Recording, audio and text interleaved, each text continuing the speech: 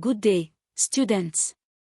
Welcome to today's lesson on orthographic drawing, speed and accuracy in technical drawing.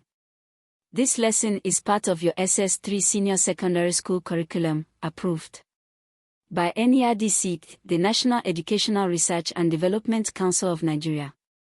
Today we will define orthographic drawing, speed and accuracy, explore its key principles, look at examples from Nigerian life, and summarize what you need to know for your examinations. Whether you are preparing for your BECE, WAEC, or NECO, this lesson will help you build the knowledge and confidence you need. Let's get started. So, what is orthographic drawing, speed and accuracy?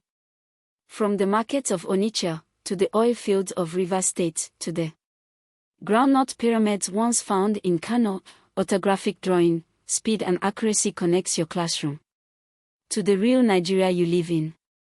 Now let's look at the core principles.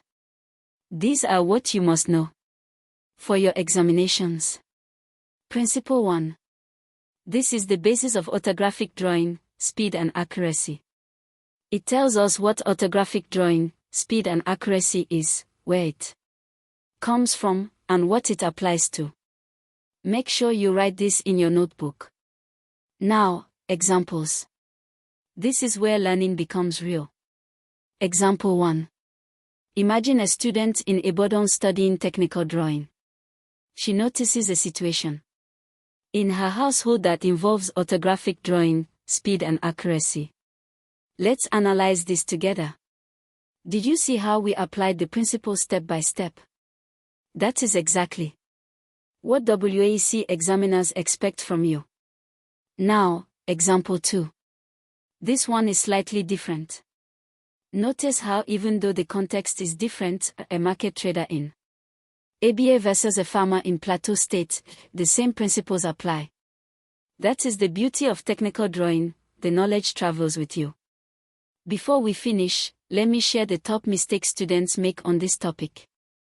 Mistake 1. Memorizing without understanding. If you only memorize the definition of orthographic drawing, speed and accuracy without understanding it, you will struggle with application questions. Always ask yourself, why is this true? Mistake 2. Ignoring Nigerian examples. Nigerian examiners expect you to connect your knowledge to local context. Practice giving Nigerian examples for every concept you learn. Mistake 3. Skipping diagrams. Many marks are available for neat, labeled diagrams. Never skip this. Excellent work today, students. Let us review what we covered. Keep studying hard. Visit LightTech Academy at academy.lightech.com.ng for more NERDC-approved lessons from JSS 1 to SS3, all subjects, all terms. Powered by LightTech Solutions Limited. Nigeria's future is bright because of dedicated students like you. Good luck in your examinations. Until next time.